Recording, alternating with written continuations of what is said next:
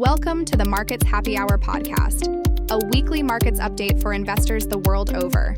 Each week we discuss inflation, geopolitics, interest rates, equity markets, and other asset classes. To try to answer the question, what does this mean for my investment portfolio? Let's dive in.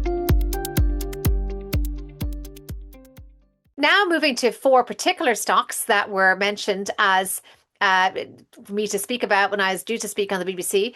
It was just before earnings were released for four key tech stocks: Microsoft, Meta, Amazon, and Alphabet. Those four stocks alone represent 18% of the S&P. So this is back to that conversation we've had for some time about concentration, how the top 10 stocks representing 40% of the S&P, these four stocks alone, almost 20%. And when I looked across the forecasts for what they were about to, these quotes are from ultimately what they did post, but I was seeing that in every case there was a strong expectation of, again, good telegraphing of strong revenue growth as well as strong cloud growth, and question about AI spending persisting. So when it comes to what was actually the proof of the pudding, we know that just going across the four, Microsoft had shown strong cloud growth, again, exceeding expectations, but questions about the returns persisting. Meta had experienced a 5% fall, even though that they had shown, again, strong revenue projections, but they had seen that the capital expenditures were drifting higher, 10 billion more than they had expected. And this, even for a cash-rich company such as Meta that was showing strong advertising returns and strong returns, say, in its video segment, was starting to experience the cost of compute being a lot higher than it had anticipated. Strong cloud growth again coming out of Amazon, double-digit growth, and web services being a strong part of that.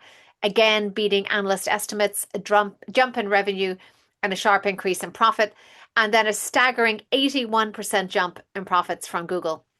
So beating expectations.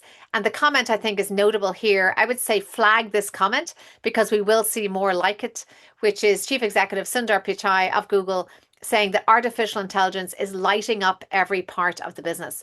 So is not only driving cloud storage, obviously the use of tokens, the constant use of compute, driving cloud demand for cloud, but also the AI, which is obviously empowering much of the search feature, the advertising feature, and many other aspects of Google. So clearly also their Gemini actual LLM is another strong growth driver. So let's watch to see AI lighting up other parts of businesses going forward.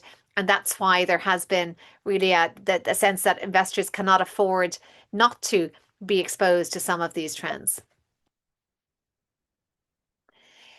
Moving into semiconductors in particular, there seems to have been a particular surge in semiconductors, and this was a trend that's been picked up by a few commentators this week. The supply chain disruptions in semiconductors have given them, of course, pricing power, and whereas there isn't much, they're not really discretionary purchase for the demand side of the equation there.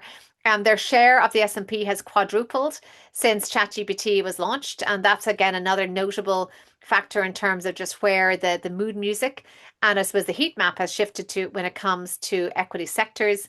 And their earnings forecasts have kept pace again.